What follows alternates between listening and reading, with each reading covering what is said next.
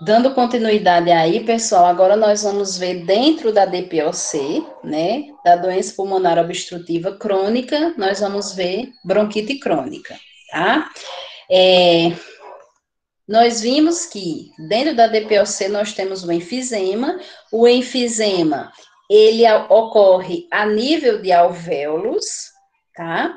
E também dentro da DPOC nós vamos ver a bronquite crônica, que ocorre a nível de brônquios, tá? Então, o enfisema, ele ocorre a nível de alvéolos, a bronquite crônica, ela ocorre a nível de brônquios.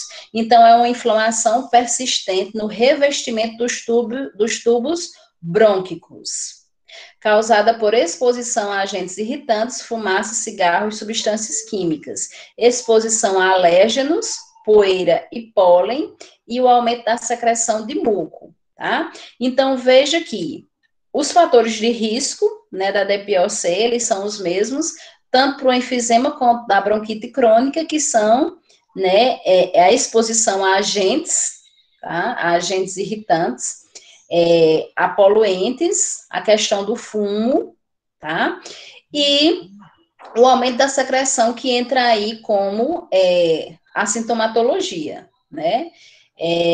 Aí, pessoal, com relação, né, à anatomia, nós vimos que na cavidade nasal, né, o idoso, ele vai apresentar, aliás, não só o idoso, né, a anatomia da cavidade nasal, nós temos aí o quê? Cílios, né? Esses cílios, como eu falei para vocês no início, eles irão ajudar, né, na proteção do trato respiratório contra a entrada de sujidades, né, de poluentes, tá? Então, os cílios, eles além de ter a função de aquecer o trato respiratório, eles também têm a função de prevenir que agentes poluentes adentrem no sistema respiratório. Alguns idosos, eles perdem esses cílios, tá? Eles perdem o número de cílios aí, ok? Devido a justamente a exposição a esses agentes irritantes. Esses agentes irritantes, eles irão provocar aí a diminuição do número desses cílios na cavidade nasal, o que vai fazer com que esse idoso, ao respirar, tá, ele tenha menos proteção. Porque se os cílios, né, vamos pensar juntos, se os cílios que protegem contra a entrada dessas sujidades diminuíram no idoso, então o que é que vai acontecer? Ele vai estar menos protegido com relação a esses cílios, tá? O que vai fazer com que os agentes irritantes entrem, tá? Entrem com mais facilidade no trato respiratório e o que vai ocasionar um aumento, tá? Na espessura dessas secreções, que já estão no pulmão desse idoso, tá? Que é o que vai ocasionar aí a bronquite crônica, ok?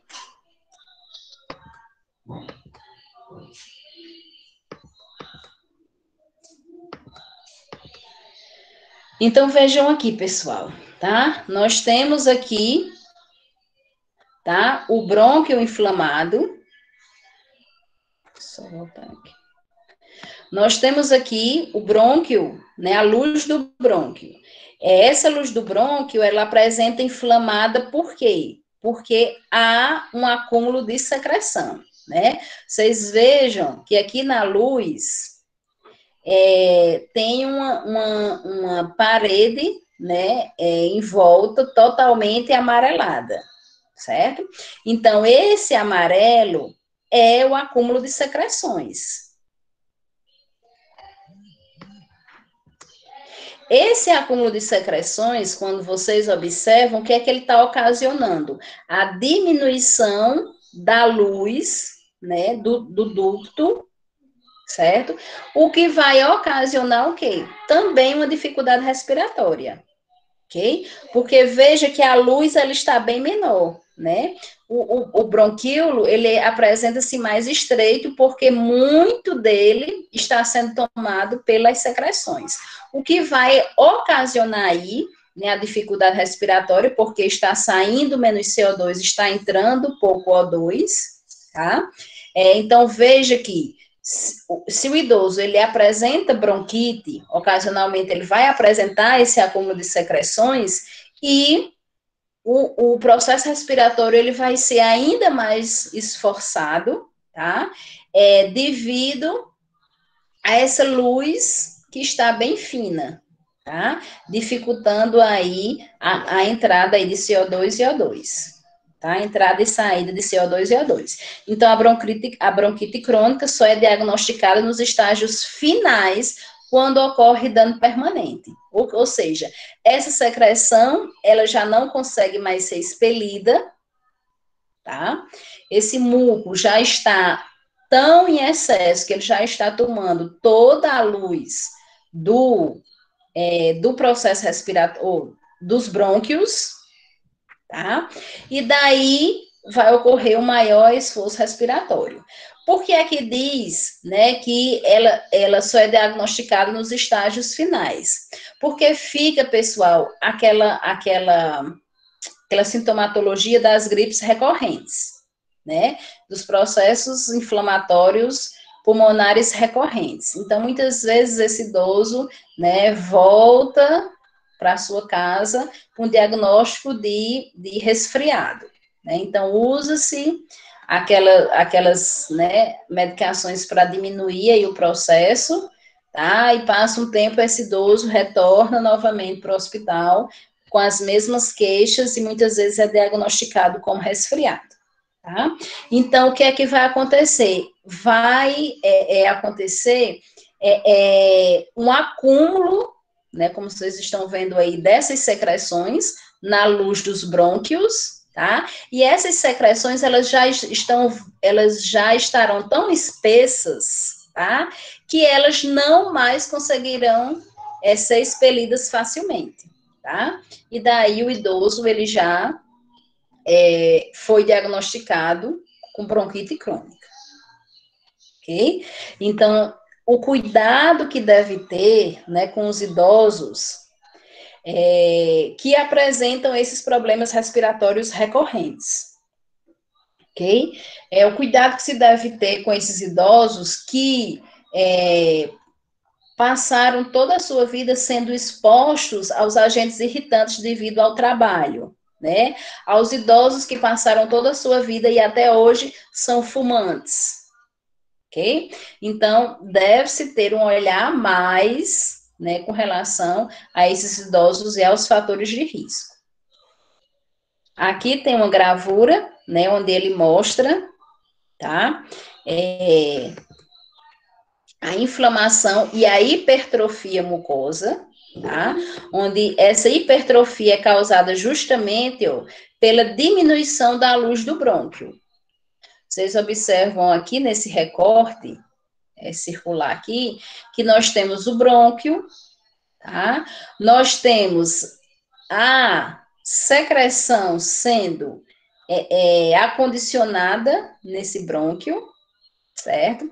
O que vai diminuir o quê? A luz desse brônquio, certo? Por isso que fala hipertrofia da mucosa, porque justamente, né, ela fica diminuída, a sua luz ela fica diminuída, ocasionando aí um maior esforço respiratório. Na bronquite crônica, os ductos de ar se estreitam em consequência de inflamação disseminada e aumento de produção de muco. O muco e pus impedem a ação dos cílios dentro do aparelho respiratório. As vias respiratórias se estreitam e os tampões mucosos podem formar-se, tá? Então, veja que, devido ao acúmulo dessa secreção, a luz desses bronquíolos estão bem diminuídos, o que vai causar um esforço respiratório, tá? Como sinais e sintomas, nós temos a tríade, né? A tríade da DPOC, que nós vimos no enfisema e estamos vendo na bronquite. Fadiga, dispneia e tosse persistente, tá? Além disso, nós temos a expectoração de muco branco e espesso, purulento quando há infecção. e a dificuldade de dormir, tá? Essa expectoração, pessoal, como sinal e sintoma, é justamente devido à dificuldade do processo respiratório, onde esse idoso, ele começa a apresentar essas tosses, tá?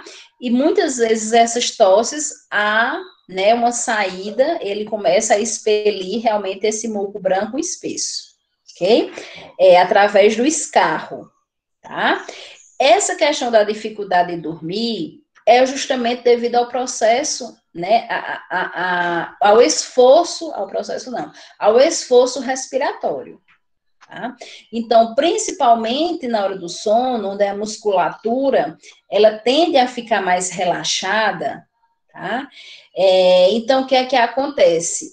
Essa musculatura torácica, ela não consegue mais ficar relaxada, devido que ao esforço respiratório, que vai ser ocasionado, né, que vai ser persistente nas pessoas, nos idosos que apresentam bronquite crônica, tá? Devido ao quê? Como eu falo, né, o nosso corpo é super inteligente, né? Então, o que é que acontece? O esforço respiratório, né, é uma forma do nosso corpo pedir, né, dizer que ele está sem conseguir respirar, sem entrar oxigênio, tá? Então, o que é que vai? A nossa musculatura torácica, a musculatura torácica do idoso, né, ela vai começar a se esforçar no sentido de que ela consiga, né, liberar mais CO2 para ver se entra mais O2, tá? Então, essa dificuldade de dormir é justamente porque essa musculatura torácica, ela não consegue relaxar, tá? Porque o corpo está pedindo que ele se esforce. Tá? Então, o idoso, ele vai ter que, como cuidados de enfermagem, né, nós vamos ter que procurar umas posições, né, sentada, semi-sentado, né, Fowler, semi-Fowler, para que esse idoso, ele consiga dormir, né, com uma melhor qualidade, né, até que o objetivo da bronquite crônica, do tratamento, também é a questão da qualidade de vida desse idoso, né, dentro da qualidade de vida, nós temos realmente a hora de dormir, né? E seria, né, arranjar realmente uma posição, a melhor posição que esse idoso consiga dormir o maior tempo possível, qualidade de vida, tá? E daí, nós temos o diagnóstico, tá? O diagnóstico é o mesmo do enfisema histórico, tá? A gente vai ver no próximo slide, eu acho. Ah, não, não tem não. O próximo slide já é asma. O tratamento, Bianca, é o mesmo da DPOC, é o mesmo do enfisema, tá? Oxigenoterapia, para melhorar essa oxigenação no corpo do idoso.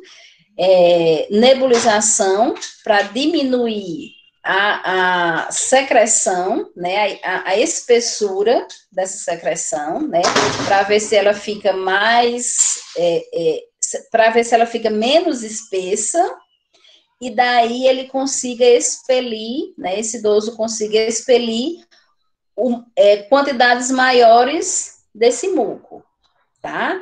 Quando ele expele quantidades maiores do muco, consequentemente, essa luz desse brônquio, ele tende a aumentar, tá? A questão do exercício respiratório, né, como a Naís está falando aí, né, o fisioterapeuta ajudá-lo nessa questão desse esforço, desse exercício respiratório, porque ele vai estar sempre em esforço respiratório, tá? Então, essa musculatura, até como queixa, tá? É muito relatado pelos idosos, né, essa questão de dor realmente nessa musculatura torácica, devido a esse esforço respiratório ser constante. E isso para os idosos que têm bronquite crônica, né? Então, o fisioterapeuta, né, ajudando nesse exercício respiratório, vai fazer com que alivie um pouco, né, essa queixa de dor muscular, tá? Nessa região. Além dos medicamentos, né, anti-inflamatórios, antibióticos, porque se existe, né, a secreção, vai, né, existir um processo inflamatório, tá? E daí, para ver se, com o uso desses medicamentos, esse idoso não piora, tá? O seu estado. Mas o tratamento é o mesmo do enfisema, tá certo, Bianca? Oxigenoterapia, nebulização, medicamentos e exercícios respiratórios, ok? Eu acho que é porque eu fui refazer e acabei apagando esse tratamento, viu? Eu vou ajeitar e remandar para vocês, reenviar para vocês esse slide, com o tratamento aí, tá? Então, o diagnóstico é o mesmo, tá? Do enfisema, como é o mesmo tratamento, tá? Então, histórico, né, para ver a questão da exposição aos fatores de risco, né, fumo e poluentes, exame físico, raio-x de tórax, para ver, né, essa questão pulmonar, como é que está, e a gasometria arterial, que é realmente ver os níveis de O2 e CO2 no corpo desse idoso, tá? Tranquilo, pessoal, com relação à bronquite crônica, veja que por serem, né, o enfisema e a bronquite, por serem distúrbios dentro, né, da DPOC, que são doenças pulmonares obstrutivas crônicas, né, elas são parecidas, né, tanto a sintomatologia, quanto o diagnóstico, quanto o tratamento. O que vai diferenciar aí o enfisema da bronquite crônica? Que o enfisema ele ocorre a nível de alvéolos, né? Onde vai apresentar muito a questão da subventilação, tá? Onde vai sair menos CO2 e entrar menos O2, tá? E com relação à bronquite crônica, é a questão da luz do brônquio que vai impedir, né, essa quantidade necessária que o nosso corpo precisa, né, da saída de CO2 e da entrada de O2, tá? Então, o enfisema é a questão dos alvéolos pulmonares, né, que estão sendo destruídos, que têm o seu número diminuído e que, consequentemente, não vão conseguir fazer as trocas gasosas necessárias, além da questão da subventilação. Tá? Na bronquite crônica, justamente é a luz dos brônquios que vai dificultar esse processo respiratório, o que vai ocasionar aí um esforço respiratório bem maior. Tá? Por isso que os idosos, né, as pessoas com bronquite crônica, elas, além da sintomatologia que nós vimos, ela apresenta muita dor muscular, devido a esse esforço respiratório que realmente é necessário, né, para que ele consiga respirar, né, para que o idoso, né, consiga respirar, tá? E daí, né, esforçar muito e a necessidade aí da fisioterapia respiratória, tá? E daí, pessoal, nós vamos para asma.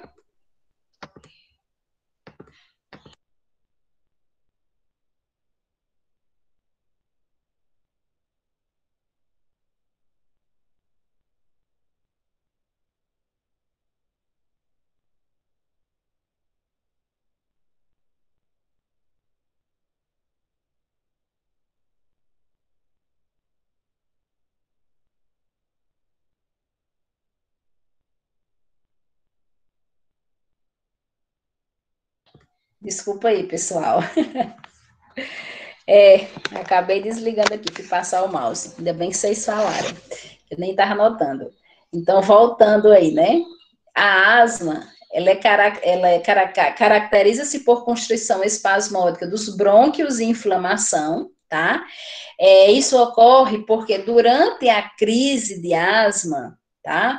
Os brônquios, tá? Eles vão produzir muito escarro, tá? Vão produzir muito muco, o que vai ocasionar o quê? A diminuição na luz desses vasos, certo? Onde esses brônquios, eles vão apresentar aí menos passagem do ar, tá? Uma menor passagem do ar.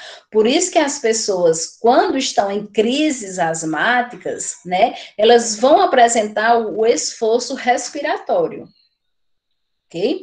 E esse esforço respiratório, né, como aqui entra as questões intrínsecas, né, além de causar uma infecção, tanto viral quanto bacteriana, vem também a questão emocional, pelo medo, tá? Como a gente falou aí na questão da Covid, quando a Ana perguntou, tá?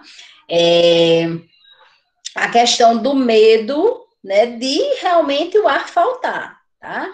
Então, assim, precisa-se ser muito trabalhado essa questão emocional, né, para quem tem asma, quando ela realmente está em crise.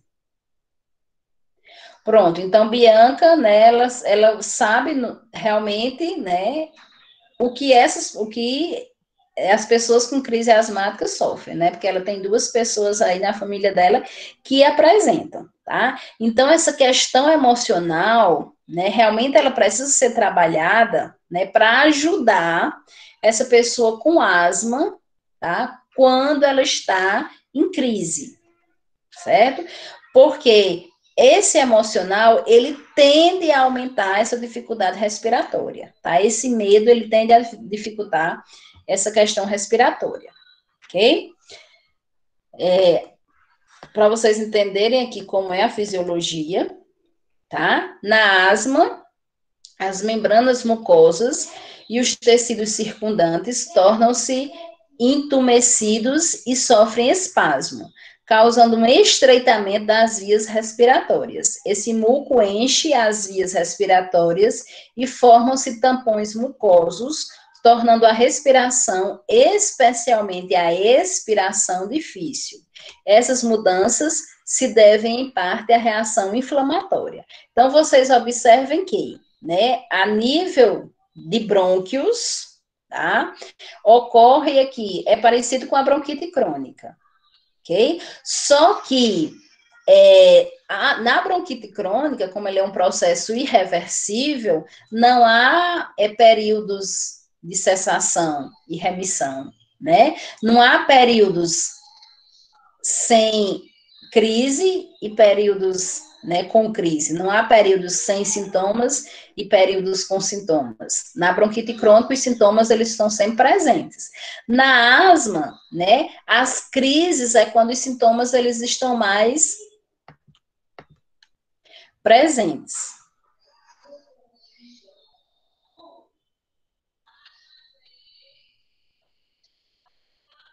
Justamente, né? Como Bianca está falando aí, esse fator emocional, para quem apresenta asma, tá?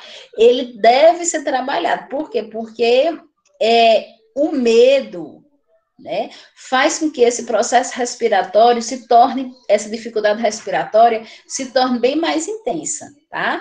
Além da fisiologia, né, onde a gente entende que essa respiração, né, essa troca gasosa, ela está diminuída devido à luz do brônquio, também está diminuído. O medo faz com que essa dificuldade de respirar seja ainda maior.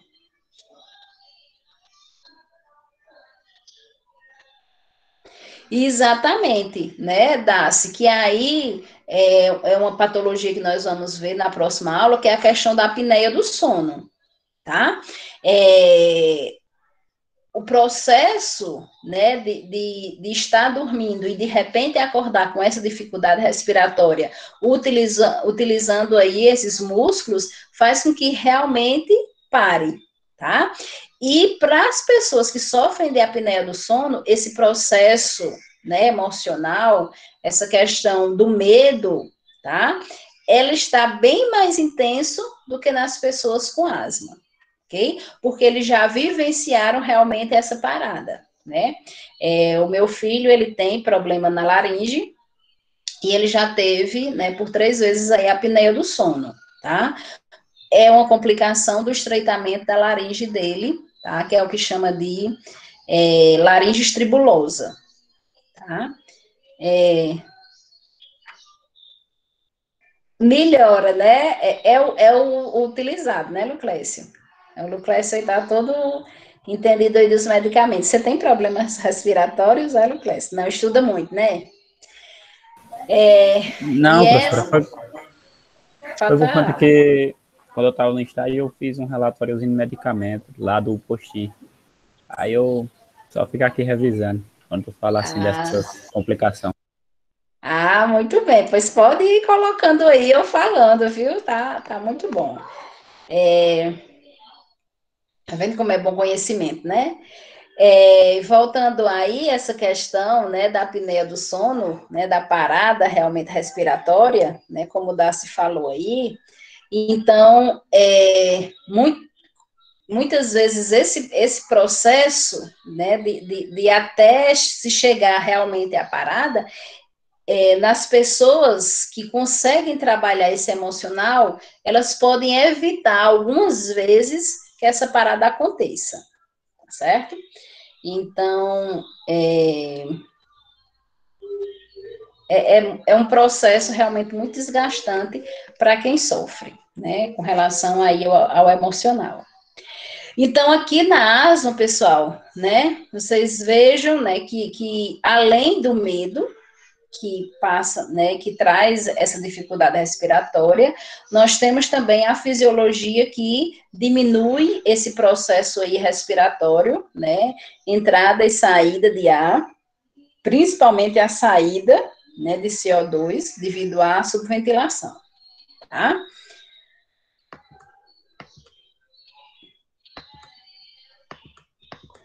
Como sintomas, sibilos, né, tosse inicialmente não produtiva, tá? Ela tende, né, a ficar produtiva justamente quando as crises estão mais intensas, tá? Pele hipocorada, diaforese durante a crise, ansiedade e apreensão, tá? Isso aí são bastante, tanto a diaforese quanto a ansiedade e a apreensão são bastante significativos, né, das pessoas que estão na crise asmática, tá? O que vem muitas vezes a piorar esse processo respiratório, tá? Chiado audível em estado asmático. Então, realmente, consegue-se se escutar, né, essas bolhas, né, esses sibilos, tá, nesse processo aí respiratório. Justamente, né, esse piado, que é o sibilo, né, realmente consegue se escutar e para o paciente, né, que sofre, né, para o idoso que sofre dessas crises sucessivas aí de asma, tá, ao escutar esse piado, né, então o emocional ele já se manifesta, tá?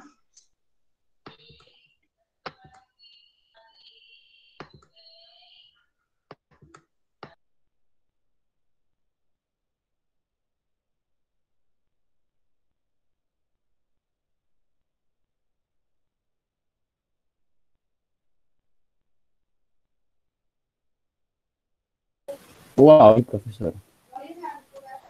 Ai, senhor, é nas trocas de coisa aqui dos slides que tá. Desculpe, pessoal, mais uma vez. Então, aqui, né, na asma, nós, para detectarmos esses sons pulmonares, né, então eu trouxe esses slides para vocês, que nós temos os murmúrios vesiculares, que são sons pulmonares normais, tá? E nós temos os estertores, tá? Esses estertores, entra aí a questão dos sibilos, né, do piado, como Bianca falou, tá? Então, são sons pulmonares anormais. Esses nós temos os estertores crepitantes e os estertores bolhosos, né? Os crepitantes é quando a secreção ela está realmente muito seca, ela está muito aderida, né, aos brônquios, onde se escuta realmente uma crepitação, um roçar, né? Nessa musculatura, né? Os estertores bolhosos é mais quando a pessoa ela já está conseguindo produzir, tá? Isso, um atrito, tá? Obrigada, Bianca. Tá? Então, esses bolhosos é quando a pessoa já está conseguindo expectorar alguma secreção, então já há uma diminuição dessa espessura, tá? Da secreção aí nos brônquios, ok? Os sibilos, roncos e estritor, né? São esses piados, né? Realmente esses roncos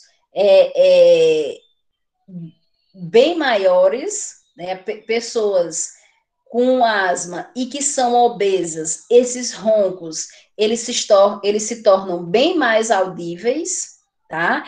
Devido aí, né, além da dificuldade do processo respiratório pela doença, a dificuldade do processo respiratório pela o acúmulo aí, né, de gordura, ok? O diagnóstico pessoal da asma o espirômetro, tá? Que mede o fluxo, né, o volume e a capacidade dos pulmões de inspirar e expirar o ar, tá?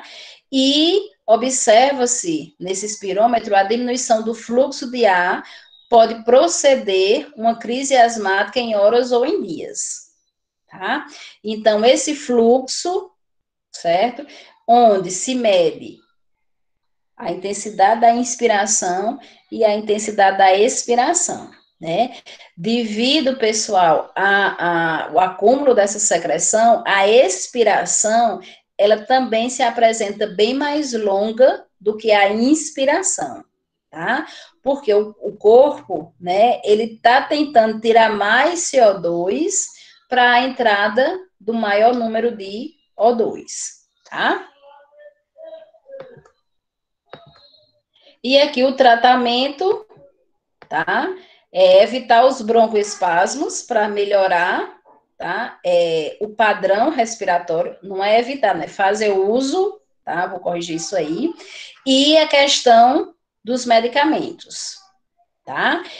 No caso aí desses medicamentos, né? Além da nebulização, além do oxigênio, né? Para ver se melhora esse processo aí de espessamento, né, dessa secreção, e o paciente ele consiga expelir mais secreção, tá? O que vem a diminuir a crise, ok? Tá? Tranquilo, pessoal, com relação à asma?